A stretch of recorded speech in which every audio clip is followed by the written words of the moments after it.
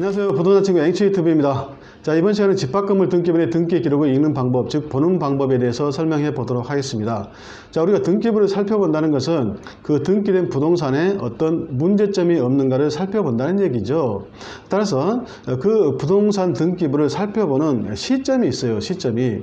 자, 이른다면은 그 부동산에 관련해서 계약을 체결한다든가 아니면 그 부동산을 경매받고자 한다고 하면 특히 이제 계약을 체결할 때 그 계약을 체결할 것인가 말 것인가를 결정할 때 부동산 관련 공적 장부를 살펴보고 그 중에서 특히 이제 부동산 등기부를 살펴봐서 권리관계를 분석하는 것이죠. 즉 권리 분석을 하는 거예요. 그러고 나서 이상이 없다 싶으면 이제 계약을 체결하게 되는데 계약 체결 직전에도 또 등기부를 살펴봐야 되겠죠. 그리고 이 계약을 하고 나서 매매계약 같은 경우는 이제 한 달 정도 있다가 중도금을 치르잖아요. 그리고 또 한 달 후에 잔금을 치르잖아요. 그러면 중도금 지급 직전에도 등기부를 살펴봐야 되겠죠. 그리고 잔금을 치르기 직전에도 등기부를 살펴보고 이상이 없으면 잔금을 치러야 되는 것입니다. 중간중간에 이렇게 등기부를 반드시 확인해야 되는 이유는 뭐냐면 이 등기된 부동산의 소유권자가 그 부동산을 은행에 담보로 제공하고서 즉 근저당 설정등기를 해주고서 대출을 받을 수도 있는 것이고 아니면은 그 부동산 소유권자에 대한 채권자들이 그 소유권자가 채무를 이행하지 않기 때문에 채권자가 소를 제기하면서 가압류를 걸 수도 있는 것이고 아니면 이제 그 부동산 소유권에 분쟁이 있어가지고 가처분 등기가 들어와 있을 수도 있는 것이고 또 경매를 하기 위해서 압류 등기가 들어와 있을 수도 있는 것이고 또 경매 개시 결정이 되게 되면 경매 개시 결정 등기가 중간에 들어와 있을 수도 있는 겁니다. 따라서 우리가 이제 계약서를 작성할 때도요, 그 특약상에 그렇게 적잖아요. 등기사항 내지 등기 기록상에 변동이 없도록 한다. 그렇죠? 즉 소유권자는 등기상에 변동이 없도록 한다. 이런 특약상을 적습니다. 그래야만이 거기에 나중에 뭐 중도금 치른다든가 잔금 치를 때 문제점이 없는 것이죠. 그런 부분을 정확히 해야 됩니다. 그래서 각 시점마다 등기부를 살펴봐야 된다는 것. 그리고 더 나아가서 이제 집합건물 등기부든지 일반 건물 등기부든지 토지 등기부든지 일단은 그 등기부를 보려면은 그 등기상 증명서 발급 제도라든가 아니면 열람 제도를 이용해서 프린터 출력해서 우리가 등기부를 봐야 되잖아요. 그래서 이것을 이제 등기부의 하나의 공개 제도 내지 공시 제도라고 그러는데 그런 등기부 공개 제도에는 크게 두 가지가 있다는 얘기죠. 자, 첫 번째는 등기상 증명서 발급 제도가 있고 또 하나는 등기 기록 열람 제도가 있습니다. 자, 등기상 증명서 발급 제도는 옛날 같은 경우는 등기부 등본, 그래서 이거 현재는 등기상 전부 증명서라고 그러고 옛날에 등기부 처분을 현재는 등기상 일부 증명서라고 그래요. 그래서 현재는 이제 그런 등기상 증명서 발급 제도가 있는 것이고 또 한편으로는 열람 제도가 있는 것입니다. 근데 열람 제도는 눈으로 그냥 보는 것입니다. 컴퓨터에 열어져 있는 등기 기록 내지 등기부를 눈으로 보는 것이죠. 물론 눈으로만 보면 뭔가 서운하잖아요. 2% 부족하잖아요. 따라서 편의적으로 법적으로 그냥 프린터로 출력할 수 있도록 편의를 제공해 주는 겁니다. 그래서 이 열람과 증명서 발급 제도의 본질적인 차이점은 이 증명서 발급은 증명문이 있어요. 즉 등기관 책임관이 그 등기부와 증명서가 틀림이 없음을 증명해주는 증명문이 증명서에 기록되어 있는 것입니다. 근데 열람에는 출력을 할 수 있지만 그 증명문이 기록되어 있지 않다는 얘기죠. 그리고 이러한 제도 하에서 이제 우리가 등기부를 발급받아 본다든가 열람을 할 때 반드시 살펴봐야 될 부분이 있습니다. 자, 첫 번째, 증명서 발급 일자, 연월일 이걸 반드시 확인해야 되겠죠. 열람에 있어서는 열람일자, 연월일, 시분초까지 나옵니다. 그리고 등기부가 몇 장으로 되는가 장수도 확인해야 되겠죠. 장수를 확인한다는 것은 중간에 장수가 누락되어 있지 않는가 이것도 살펴봐야 됩니다. 그리고 등기부 마지막 부분에 더 이상 등기 사항을 기록할 사항이 없으면 이하 여백이라고 써져 있어요. 그래서 이하 여백도 반드시 확인해야 되겠죠. 자, 그런 상태에서 이제 등기부를 봐야 되는데 일반 건물 등기부와 토지 등기부는 이미 전번 시간에 제가 설명을 드렸습니다. 따라서 이번 시간에는 집합 건물 등기부를 어떻게 볼 것인가 읽을 것인가에 대해서 설명하겠는데 이 집합 건물 등기부는 일반 등기부보다는 좀 읽기가 난해해요. 즉 이해하기가 어려운 부분이 있어요. 따라서 미리 알아야 될 부분이 있는데 그 부분에 대해서 제가 전번에 2회에 걸쳐서 제가 동영상을 올렸습니다. 첫 번째 시간에는 일단 집합건물의 구조 내지는 집합건물과 관련된 용어가 어떻게 되는가에 대해서 설명해서 동영상을 올렸고, 두 번째 시간에는 이 집합건물 등기부의 등기 기록이 일반 건물 등기부의 토지 등기부와 구성이 어떻게 다른가, 또 이런 구성이 다르기 때문에 등기해서 공시하는 방법 자체가 다르다는 얘기입니다. 그리고 공시하는 방법 자체가 다르기 때문에 등기부를 읽는 방법도 집합건물 등기부와 일반 등기부가 다르다는 얘기죠. 그래서 그런 부분을 제가 동영상으로 올려놨으니까 일단은 그 부분 참조하시고 이번 설명을 들으시는 게 더 정확하게 집합건물 등기부를 읽을 수 있다는 얘기겠죠. 그래서 그쪽 부분 한번 참고해 주시고요. 아무튼 이번 시간은 집합건물 등기부에 대해서 이제 설명해 보겠는데요. 거기 화면 이미지를 보시면요, 등기상 전부증명서 현재 유효사항 집합건물 이렇게 되어 있죠. 제목은 등기상 전부증명서이지만 이것은 증명서가 아니고 열람용입니다. 거기 중간 부분에 보면 열람용 이렇게 찍혀져 있죠. 즉 증명문이 기록되어 있지 않다는 얘기입니다. 그리고 이것은 집합건물 등기부인데요, 이 집합건물 등기부의 구성은 일반 건물 내지 토지 등기부와는 그 구성이 다르다겠죠. 즉 일반 건물 등기부 내지 토지 등기부는 크게 세 부분으로 나눠져 있어요. 즉 표저부, 갑구, 을구 이렇게 나눠져 있고, 이 표저부에는 토지 등기부 같은 경우는 토지 표시상으로서 소재, 지번, 지목, 면적, 예를 들면 서울특별시 영등포구 무슨 동, 그 다음에 지번으로서 몇 번지, 그 다음에 지목 대라든가 여러 가지 지목이 등기되고, 그 다음에 면적 몇 제곱미터 이렇게 등기가 되는 것이죠. 이 부분 굉장히 중요합니다. 집합건물 등기부 이해하기 위해서는. 그 다음에 이제 이 건물 등기부 같은 경우는 건물의 표시상으로서 건물의 소재, 지번, 건물의 종류, 구조, 면적이 표저부에 등기가 되는 것이죠. 그 다음에 이제 표저부 밑에는 갑구가 나오겠죠. 그래서 갑구에는 소유권에 관한 사항, 그 다음에 갑구 밑에는 을구가 나오는데 을구는 소유권 이외의 권리에 관한 사항을 등기해서 공시하는 것이죠. 근데 이제 집합건물은 구성이 일반 건물이 토지 등기부와는 다르다는 얘기입니다. 즉 집합건물에서 이제 대표적인 것이 아파트인데, 그래서 거기에 아파트 등기부가 나와 있어요. 즉 1301호라는 아파트의 등기부입니다. 그래서 이 1301호는 일단은 제101동에 속하는 구분건물로서 1301호가 있는 것이죠. 물론 이제 아파트 같은 경우는 이제 단지를 구성해서 여러 개의 동이 있을 수 있죠. 제101동, 제102동, 103동, 뭐 201동, 202동, 203동 여러 개 동이 있을 수 있는데, 이 1301호가 속하는 동은 제101동입니다. 그리고 이제 이런 그 1301호 아파트 등기부를 발급받아 보면 일단은 그 구성이 크게 두 부분으로 나눠져 있어요. 1301호가 속하는 그 101동이라는 1동 건물의 표제부가 있고, 그 다음에 1301호의 전유 부분이 따로 있습니다. 그래서 크게 두 부분으로 나눠지죠. 일단 1301호가 속하는 1동 건물 표제부, 그 다음에 1301호라는 전유 부분이 있습니다. 그래서 두 부분으로 나눠지고, 특히 그 1동 건물 표제부에는 또 두 부분으로 나눠지죠. 1동 건물로 표시와 그 다음에 대지권의 목적인 토지 표시란이 따로 있습니다. 그 다음에 이 그 전유 부분에는 또 표제부와 갑구, 을구가 있는 것이죠. 그래서 갑구에 이제 1301호 소유권자가 누구인가가 등기가 돼서 공시되는 것이죠.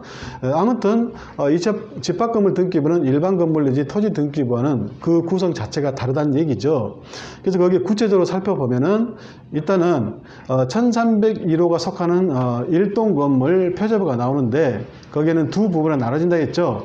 1동 건물의 표시 부분과 그 다음에 그 밑에 대지권의 목적인 토지 표시 부분이 따로 나눠져 있습니다. 그래서 먼저 위에 1동 건물의 표시 부분이 나오는데, 거기에 소재, 지번, 건물 명칭 및 번호를 등기하는 난이 있는데, 거기에 그 집합건물 아파트 단지라고 하면 그 단지에 토지가 있죠. 그러면 그 토지가 한 필지 토지일 수도 있고 여러 필지, 즉 수필지의 토지일 수도 있습니다. 근데 여기는 한 필지 토지로 되어 있습니다. 즉 거기 보시면 서울특별시 영등포구 무슨 동 1124번지 한필지 토지로 되어 있습니다. 이것이 소재 지번이고, 그 다음에 건물 명칭으로서 신대림 무슨 아파트, 이것이 건물 명칭. 그 다음에 건물 번호로서 아까 1301호는 제101동에 속하는 것이죠. 그래서 제101동이 나오는 거예요. 그 다음에 이제 건물 내역으로서 그 1동의 건물의 구조라든가, 그 다음에 그 건물의 종류라든가 각층의 면적이 나오는 것이죠. 그래서 건물의 구조로서 철근 콘크리트 구조, 철근 콘크리트 지붕 지상 14층 이렇게 나오고, 그 다음에 이제 건물의 종류로서 공동주택 아파트가 나오는 것이죠.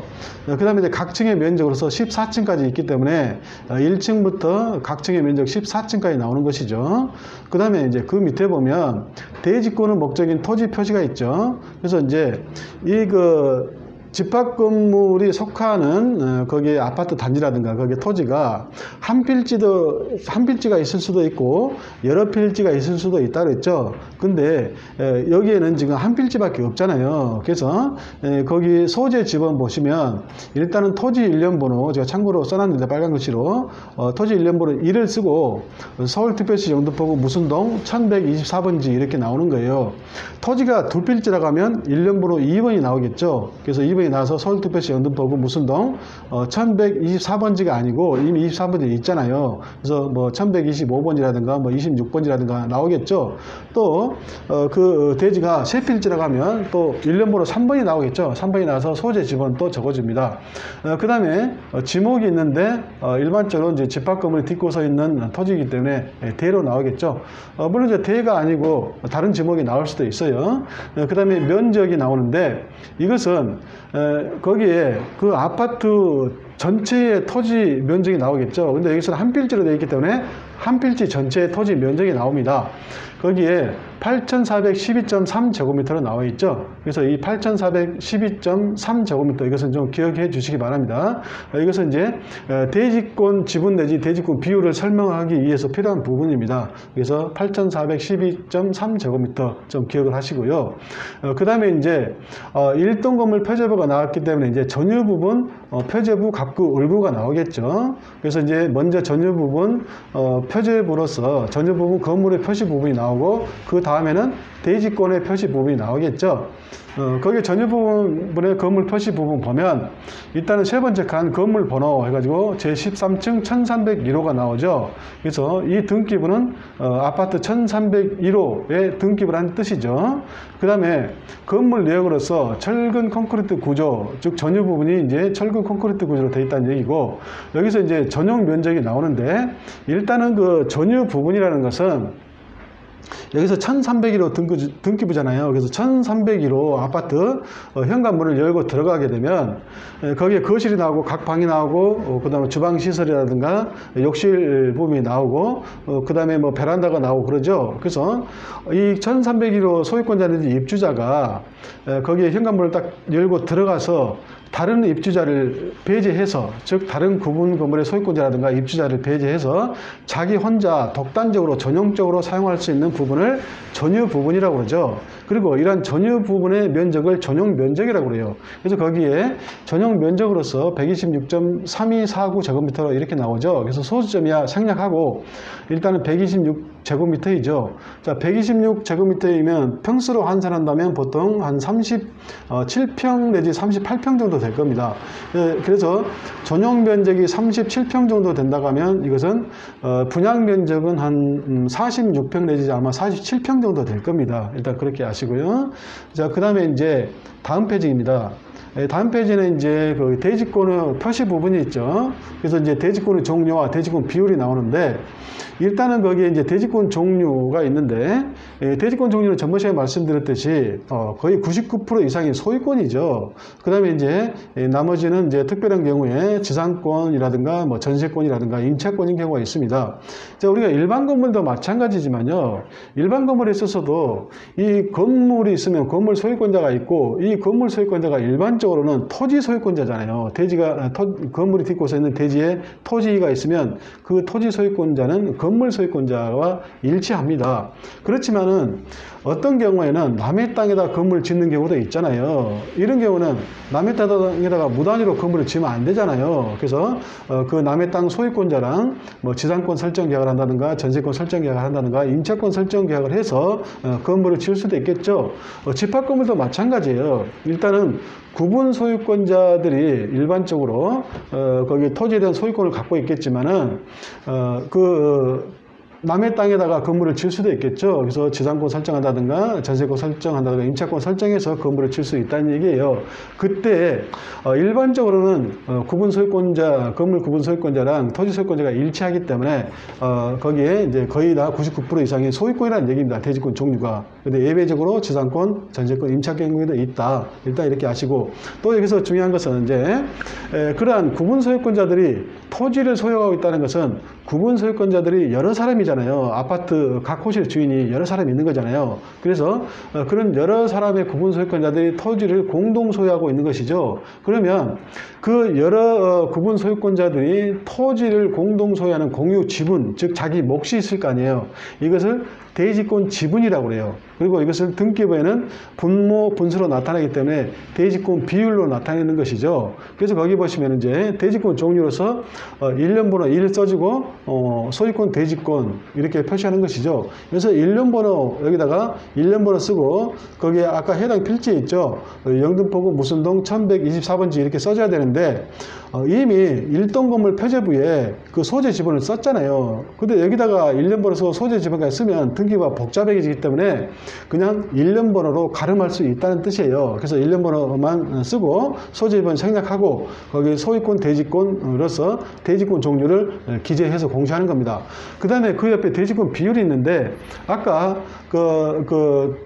아파트 안에 필지가 한 필지라고 그랬죠. 그것이 영등포구 무슨동 1124번지라는 필지라고 했어요. 그 필지의 면적을 제가 기억해 두시라고 그랬죠. 그래서 8412.3제곱미터라고 했잖아요. 그래서 1301호 구분 소유권자가 토지에 대해서 갖고 있는 대지권으로서 그 대지권 지분, 즉 대지권 비율이 8412.3제곱미터 분의 63.4825제곱미터라는 뜻이에요. 그렇죠? 일단 그렇게 보시고요. 그리고 그 옆에 이제 등기 원인 및 기타 사항란에 보시면 2013년 10월 4일 그다음 그 밑에 10월 8일 날 그 양일에 걸쳐서 대지권 등기를 했다는 뜻이죠. 자, 이 대지권 등기를 한 시점이 굉장히 중요합니다. 이건 나중에 설명해 드릴게요. 자, 그 다음에 이제 그 밑에 갑구가 있는데, 갑구는 이 1301호 소유권자가 누구라는 것이 나타난다는 얘기죠. 그렇죠? 그래서 거기에 이제 등기 원인 매매계약에서 2014년 매매계약에서 이 현재 소유권자로 그 매수인 소유권자로 소유권 이전 등기가 되어 있다는 얘기죠. 그다음에 그 밑에 이제 거래가액 등기가 되어 있는데 이 거래가액과 관련해서 또 매매 목록이라는 것이 있는데 전번에 이미 거래가액과 또 거래가액과 관련된 매매 목록을 이미 설명을 드렸기 때문에 여기서는 설명을 생략하기로 하겠습니다. 그 다음에 이제 그 밑에 을구가 있는데, 을구는 소유권 이외의 권리에 관한 사항을 등기해서 공시하는 것인데, 대표적으로 이제 근저당권 설정 등기를 많이 하죠. 그래서 거기 근저당권 설정 등기가 되어 있는데, 그 밑에 제가 빨간 글씨로 이제 참고사항으로 적어놨죠. 근저당권 설정, 이게 근저당권은 토지, 즉 대지권 지분에 효력이 미침, 이렇게 되어 있죠. 자, 일단은 보시면요. 아까 1301호가 속하는 일동 건물 표제부에 토지 표시사항이 들어있었잖아요. 근데 일반 건물 등기부에는 토지 표시사항이 등기가 안 되죠. 즉 토지 등기부 표제부에 토지의 소재 지분 지목 면적이 등기가 된다고 아까 제가 제일 처음 설명할 때 설명을 드렸었잖아요. 그렇죠? 근데 집합 건물에 있어서는 그 토지의 표시사항을 집합건물 등기부 일동 건물 표제부에 일단은 기재해서 등기하는 거잖아요. 그것이 집합건물 등기부의 하나의 특징입니다. 특징. 그리고 그러한 대지권 등기를 어디다 하냐면은 집합건물 등기부에다 한다는 얘기예요. 대지권이라는 것은 토지에 대한 권리잖아요. 그러면 원칙적으로는 토지에 대한 권리이기 때문에 토지 등기부에다가 그 토지에 대한 권리를 등기해야 되잖아요. 그럼에도 불구하고 집합건물 등기부에서는 그 대지권의 등기를 어디다 해요? 집합건물 등기부에다 한다는 얘기예요. 그렇죠? 그리고 이런 대지권 등기를 하게 되면 그 대지권 등기를 한 이후로는 원칙적으로 권리에 관한 모든 등기는 집합건물 등기부에만 하는 겁니다. 집합건물 등기부에만 해요. 예를 든다면은 1301호라는 아파트를 다른 사람에게 매매계약에서 팔 때 매수인 앞으로 잔금을 받고 매수인 앞으로 소유권 이전 등기를 해줘야 되겠죠. 이때 1301호 이 집합건물이라는 건물 등기부를 찾아서 갑구에 소유권 이전 등기를 매수인 앞으로 해주게 되면 토지 등기부 갑구를 찾아서 거기에다가 매수인 앞으로 소유권 이전 등기를 해주지 않아도, 정확한 의미로는 대지권 지분 이전 등기를 해주지 않아도 매수인은 당연히 건물에 대한 1301호 아파트 소유권을 취득할 뿐만이 아니고 토지에 대한 권리인 그 매도인이 갖고 있었던 대지권 지분을 매수인이 당연히 취득한다는 뜻이에요. 따로 토지 등기부에 대지권 이전 등기를 하지 않더라도. 그렇죠? 이것은 뭘 의미하냐면 대지권 등기를 하게 되면 이 전유 부분에 대한 구분 소유권과 그 다음에 구분 소유권자가 갖게 되는 대지권 있잖아요. 대지권 지분. 이 대지권 지분은 하나의 일체성을 갖게 돼서 처분의 일체성을 갖게 되는 겁니다. 그래서 함께 당연히 처분되는 것으로 봐요. 즉 건물에 대한 소유권이라든가 그 저당권을 설정하게 되면 당연히 토지에도 그 소유권 이전이라든가 저당권 설정의 효력이 토지 등기부 내지 토지에도 효력이 미친다는 뜻이에요. 그래서 저당권 설정 등기 할 때도 마찬가지입니다. 저당권 설정 등기를 일단은 대지권 등기가 된 상태에서 저당권 설정 등기를 건물 등기부, 즉 집합건물 등기부 을구에 하게 되면 토지 등기부 을구에 따로 저당권 설정 등기를 하지 않더라도 당연히 토지에 대해서도 근저당권자가 근저당권을, 토지에 대한 근저당권을 취득한다는 얘기입니다. 그러면 토지에 대한 근저당권을 취득한다는 것은 구분 소유권자인 1301호 소유권자가 갖고 있는 대지권 지분 위에 근저당권을 취득한다는 얘기겠죠. 그렇죠? 그래서 일단은 그 대지권 등기가 됐냐 안 됐냐 그거 굉장히 중요합니다. 대지권 등기가 된 상태에서는 아무튼 처분의 일체성이 있기 때문에 건물 등기부에 어떤 권리에 관한 등기를 하게 되면 토지 등기부는 따로 등기를 하지 않는다.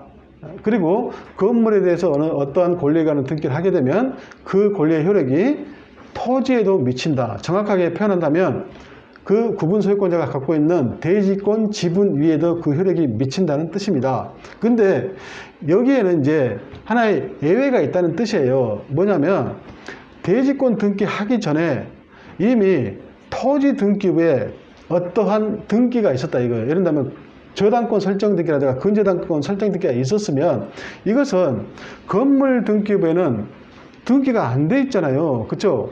그래서 이것은 토지에 별도의, 예를 들면 별도의 근저당 설정 등기가 있다는 뜻의 등기를 건물 등기부에다 해주는 겁니다.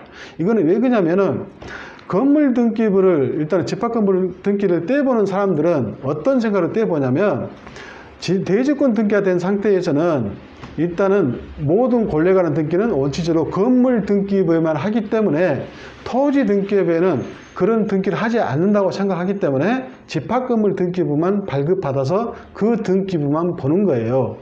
그 등기부만 보라고 하기 위해서 그 토지 표시사항도 집합건물 등기부에다 해놓는 겁니다. 등기를. 대지권 등기도 집합건물 등기부에다 해놓고요.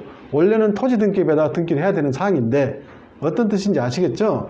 그래서 이 대지권 등기 하기 전에 토지 등기부에 이미 저당권 설정 등기가 되어 있으면 집합건물 등기부 자체에다가 토지 등기부에 별도의 등기가 있다는 뜻의 등기를 건물 등기부에다 해놓는 겁니다. 경고하는 의미에서. 그러면 일반인들이 집합건물 등기부를 떼보면 토지 등기부에 별도의 등기가 있다는 뜻의 등기가 집합건물 등기부에 보이기 때문에 토지 등기부를 따로 발급받아서 어떤 등기가 구체로 되어 있는가를 살펴보겠죠. 그렇죠? 그래서 이것이 바로 토지에 별도의 등기가 있다는 뜻의 등기입니다. 이것은 집합건물 등기부에다 해주는 거예요. 그리고 또 하나 이 대지권 등기하기 전에 이 집합건물 등기부에 어떤 다른 등기가 되어 있을 수도 있어요. 예를 들면은 그 전유 부분에 그 갑구에 소유권 이전 가등기가 되어 있을 수도 있고, 또 그 전유 부분 을구에 저당권 설정 등기가 건물 등기부에 되어 있을 수도 있어요. 그리고 나서 집합 건물에 대한 대지권 등기가 나중에 되어 있을 수도 있습니다. 그러면은 대지권 등기가 되기 전에 이 그 소유권 이전 가등기라든가 전세권 설정 등기가 되어 있었기 때문에, 이러한 소유권 이전 등기 가등기라든가 전세권 설정 등기는 그 대지인 토지에 효력이 미치지 않겠죠. 대지권 등기가 되기 전에 된 등기니까. 그래서 이때는 건물 등기부인 집합건물 등기부에 이런 등기는, 즉 소유권 이전 가등기라든가 저당권 설정 등기라든가 이런 등기는 토지에 효력이 미치지 않는 건물만에 관한 등기라는 것을 집합건물 등기부에 등기를 해줘야 되겠죠. 그렇죠?